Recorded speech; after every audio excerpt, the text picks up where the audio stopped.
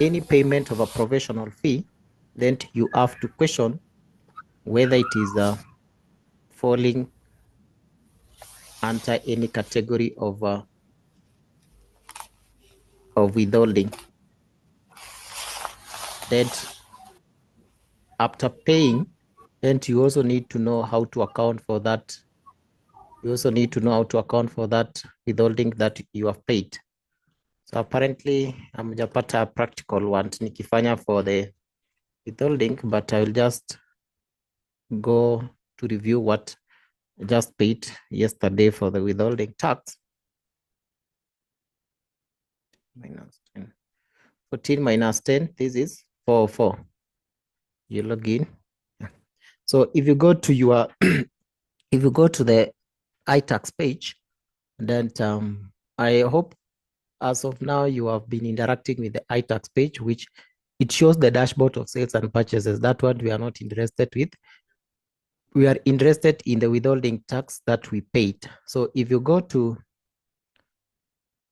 certificate, this is where you can reprint all the withholding certificate, even if it is for VAT and the normal withholding for 5% or 3%, then you can retrieve it from the certificate section. So if I go to retrieve withholding certificate, I paid yesterday. I don't know whether the certificate has been generated. So here, if you consult, then you will get all the certificate. That is the one to which the other company has withheld for you and the one which you withhold for the another company. So you have to specify maybe for the withholder and withholdee. So what you need to do is to copy this pin. You select that pin, Control C to copy, and then paste here, Control V, then click consult. So if you click consult, you can see there it is not there. So which means nobody has withheld for us for the either 5% or the 3%. So then the one now which you withhold, then it is for the withholder. You copy here and then consult. So you will get a certificate. You can see this is the certificate which we paid yesterday, date 23 of July. So you can click here to download. So if you click here, be able to download the certificate. So you can see the certificate has been paid to this company or this person. The withholding rate is 5%. So 5% of 30,000 is the 1,500. So now maybe a bit of is not part of this class, but at least I give you an overview. When accounting for this withholding, for the 5%, remember this one is the final. As the person paying this one, there is nowhere you will claim this one. So the person who will claim is this one, not you, the one paying. So in your system, you should not have a control account for the withholding, because at the end of it all, or at the end of that financial period, you are not using anywhere. So you just need to pay it as a bill. You just need to pay it as a bill. So if it is to post, you just need to go to any software you're using. If it is QuickBook, if it is Zoho, and then post there. Okay. So, but today I wanted we see how to file for the income tax for the corporate. So it is best to file the income tax for the corporate after getting the audited account. After getting the audited account, it will be very easy even for you to fill that form for the iTax form if you have the audited account, because already you have the account. So your work is just to copy what has been audited. So you go to return. Example, you go to return, and then the type of obligation here is the income tax, not pay, but the income tax. Company. Next. You can see we have already filed for 2025. It is okay. What about if you want to file for 2026? So you will come here and download the Excel here, the first one. So don't download OTS, but Excel. So you click here to download Excel. Once you download, you will get it as a zip file. So this is a zip file. We said anytime Anytime you download an Excel from iTax, the first thing is to copy and save it in where your folders or where you normally save your files. So once you copy this, I think I will save where. So let me save it in downloads or any.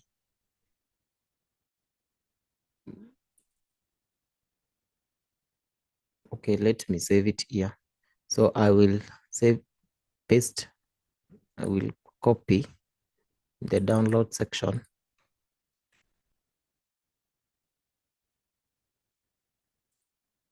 and then save it here. I've already copied this one. So you save, if you add a folder, then you save and rename it to the period which you are doing the return for. If we are doing the return for 2020, 2024, I will say 2024, and make sure that to save all these files. The reason why I'm saying you save it, at one point you realize the KRA might disagree with you. So if they disagree with your return, then you will need this backup data so that you prove, or even they can remove that return in your system and say that you have never done a return for this period. So it is good to keep the records. So once you download, you right click and then go to the properties and then unlock this security. You're saying this security, you unlock. Because if we try to open this Excel without unlocking this security, you realize the macro is not working. So let's open and see.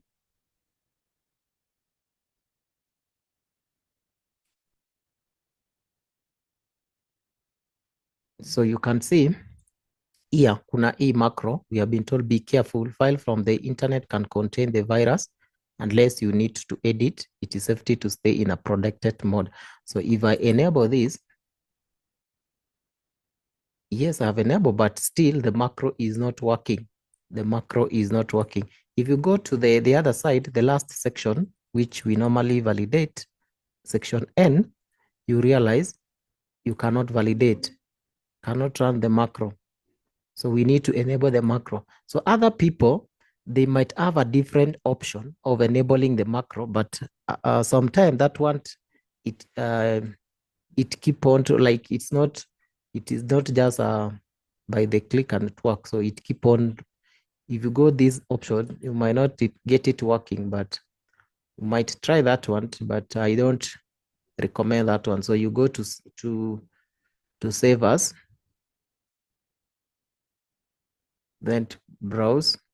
You come here, or if you save that file, if you want to use the long method, if you want to use the long method, this one, you come to, there's this option here, go to,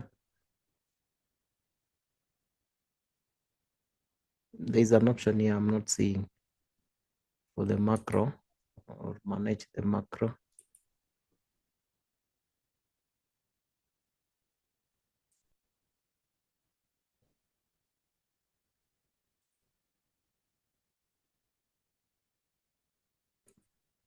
Let's my Excel, there is always an option here for, if you click Excel, yeah, this one, it is down there. We can't be able to see this one option. I was looking for this option. So if you click that option, you come to Trust Center.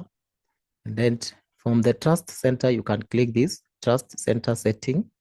From the Trust Center setting, you go to macro setting.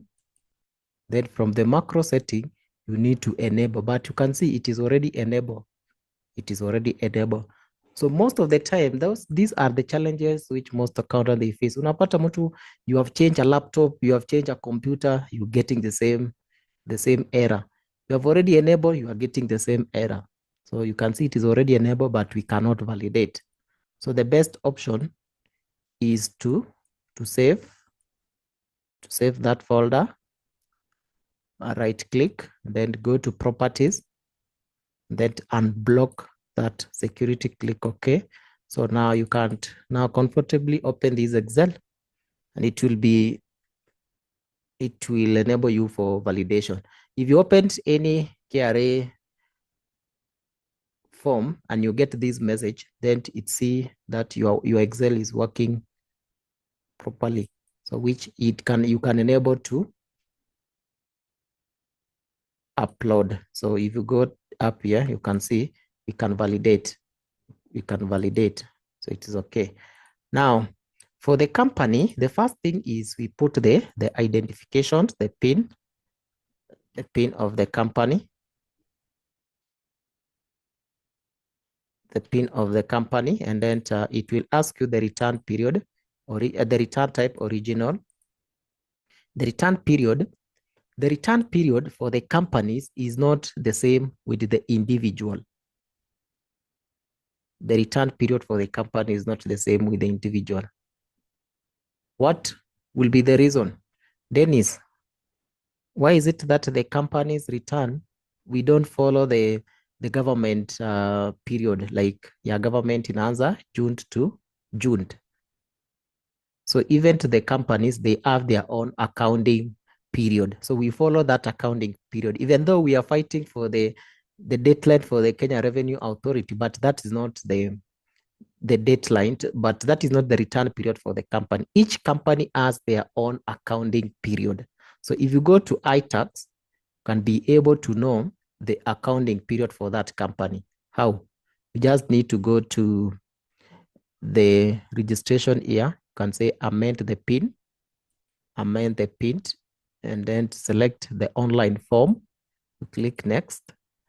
There, just say amend the basic information. So if you come to the basic information, you can see the accounting period which end for that company. So accounting period end on December, which means it is starting from 1st January to December. So every company, whenever you are filing the return for company, you have to check their accounting period. So here I'll put 1st of January. Hello, I'm asking. Yes. But there are some which ended on June, right? Yes, Inategemea na there's some kampuni. ended on June. So it depends. Even if you file, they will ask you kindly put this as of this date. So si zote inaisha January to December. So kuna ingine unapata is from January 2024 to January 2025. So that is their accounting period.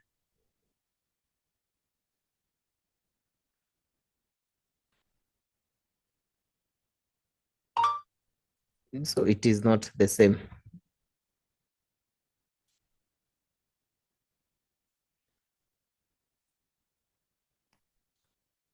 So that one depends on the time when you are registering for or when you are applying for the PIN, that it asks you to put the accounting period. So if you put December, if you put January, June, then it will pick that one. Then those are the basic information. That 1st of December 2025.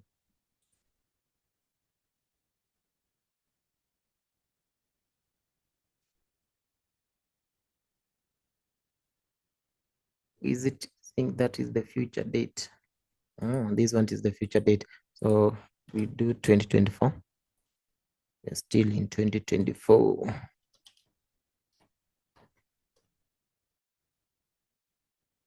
Okay. That do you have exemption certificate as a charitable organization? If it is charitable organization, you accept this one. Then it will give you a section to upload to attach not even the upload, but it will ask for the certificate, exemption certificate number. It is the same if you are filing the income tax for the individual with disability. They normally ask you that one so that you have to put that exemption certificate. And then the type of business here is the company. The type of business is the company. Then it will ask you whether it is a private, public. So private company. Good. So for private company, if you go down here, you see that there's this section for the PIN of the auditor. For the private, you can file without this one. But for the listed company, the public company, you cannot file it without putting the PIN and the address and the certificate, the date of audited certificate. Yeah, for the public. But for the private, you can't file without this. So that is the first section. That is the first section. Section A, it is for the just basic information. And then section B, this one you get now, you extract the data from the audited account. So it is very simple. What you can do, you can split the screen, have the audited account in the other end, and then you just need to be copy pasting. Let me share a sample of the audited account to your group WhatsApp. I'm going to use.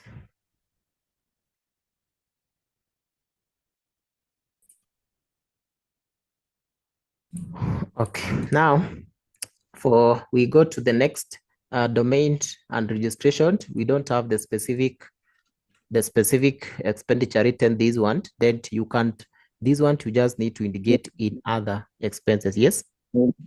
Maybe before you continue, I'm asking concerning the salaries and wages.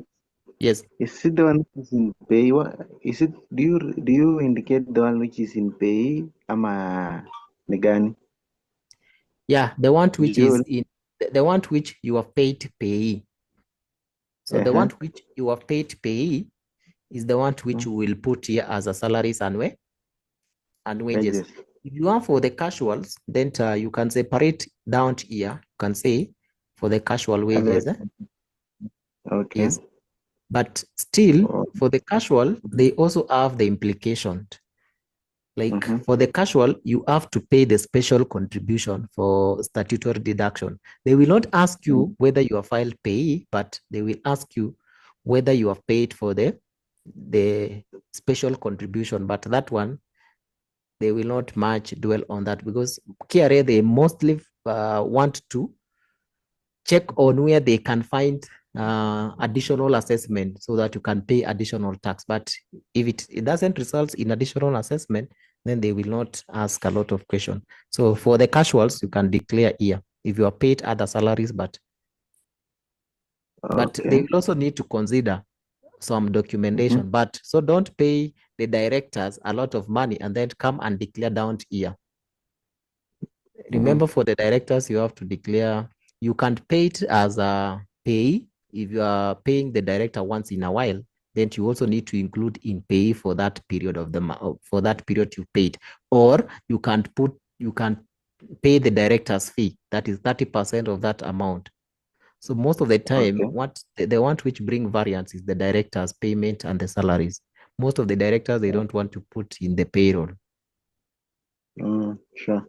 Okay, thank you. But as an accountant, you also need to advise him accordingly so that as a PIGWI additional assessment.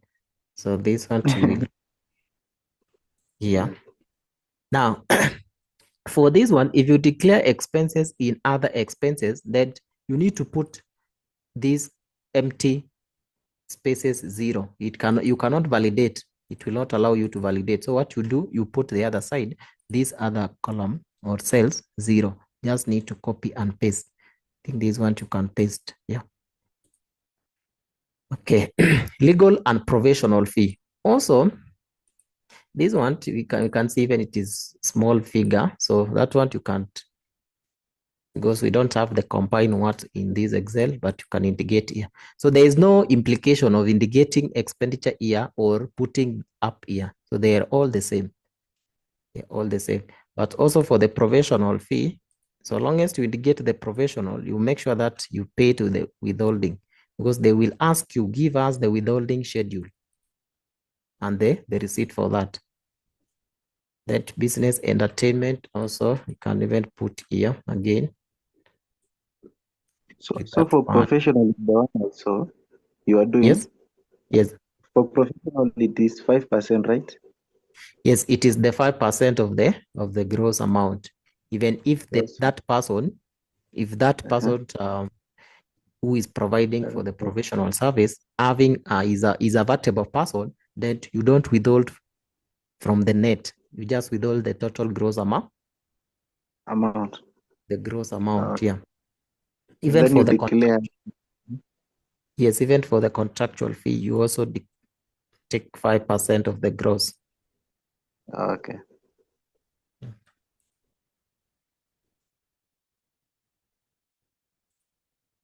Audit fee. Audit fee.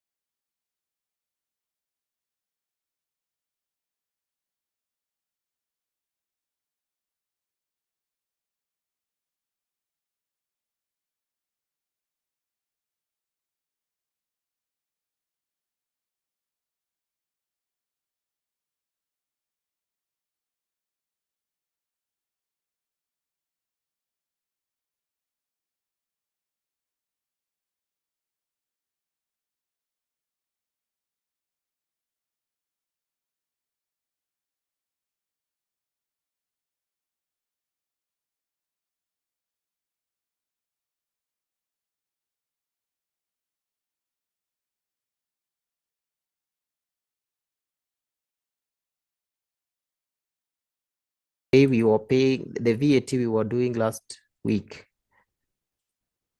The credit note was not picking. So if I had to go to their office, but if you find the explanation you are getting there, just wondering how did KRA employ an accountant to do the accounting task, and yet the accounting wanalalamika hakuna kazi. So that is for transport, and then we have traveling and transport. I think this one we can get it up here for traveling.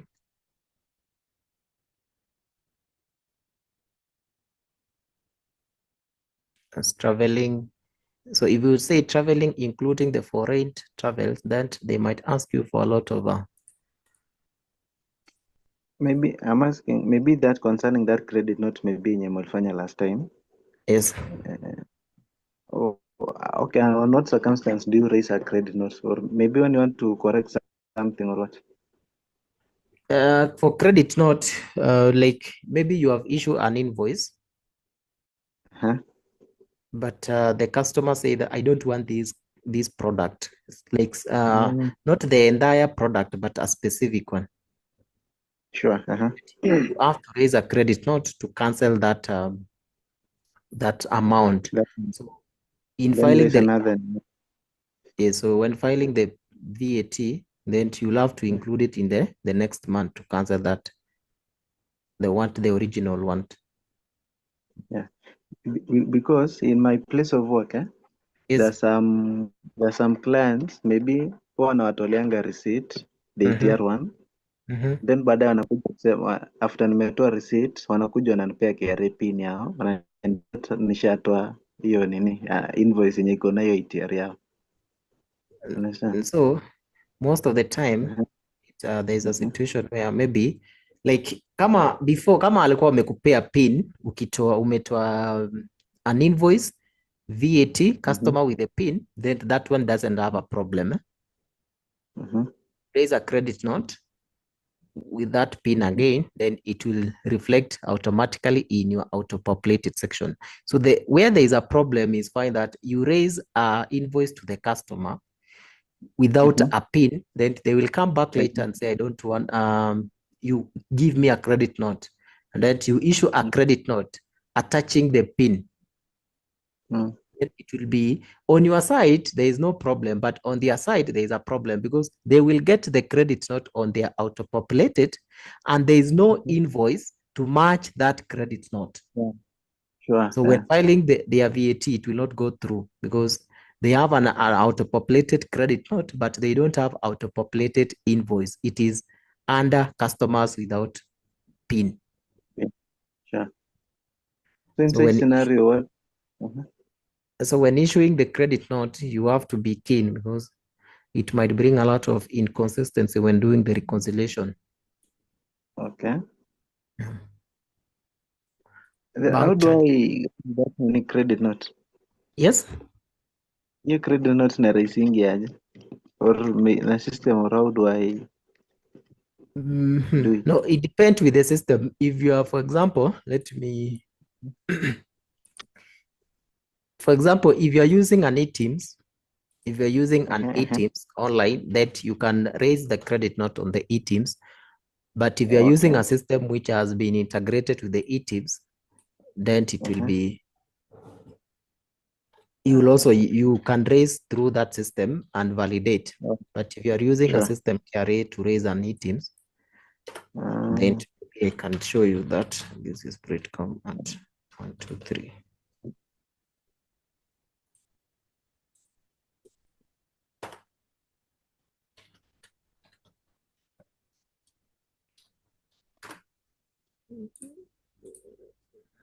Yeah, for example, you're using eTeams to raise sales and all that. So if you go to log into eTeams and then come to the transaction management, the sales receipt here should be able to see.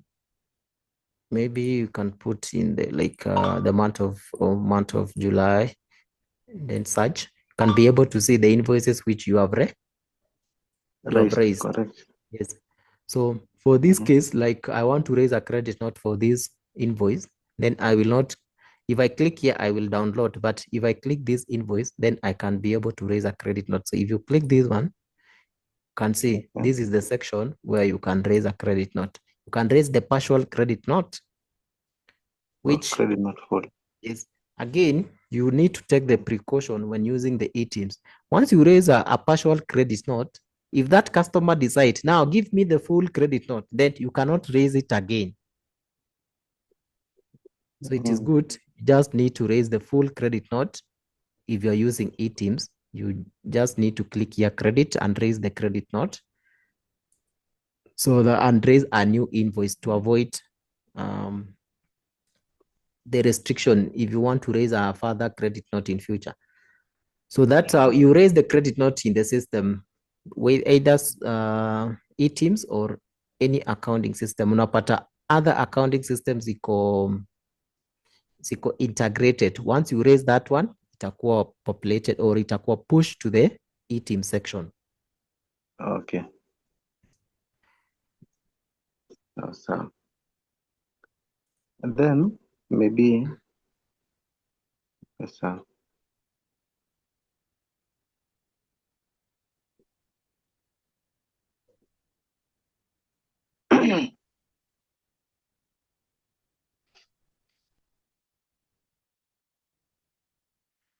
So we have done filling in this information of the P&L, the data from the P&L, profit and loss account.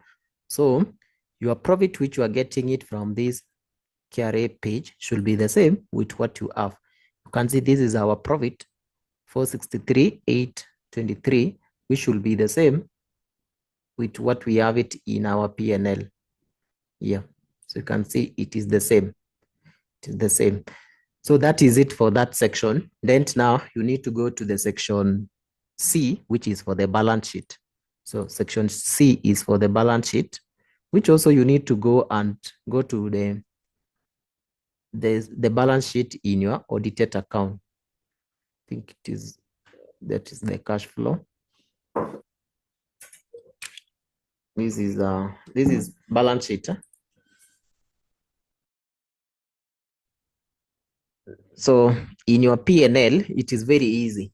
It is very easy when you have the audited account. If you don't have the audited account, then you'll have to just need a trial balance.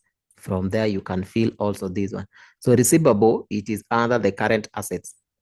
Inventory, trade receivable or debtors, it is here. And then cash and cash balances. Cash and cash balance, which is, where is it? Near. Now, in this case, you need to separate the two, the petty cash and the whatever it is there in the bank, because they will ask for the bank statement.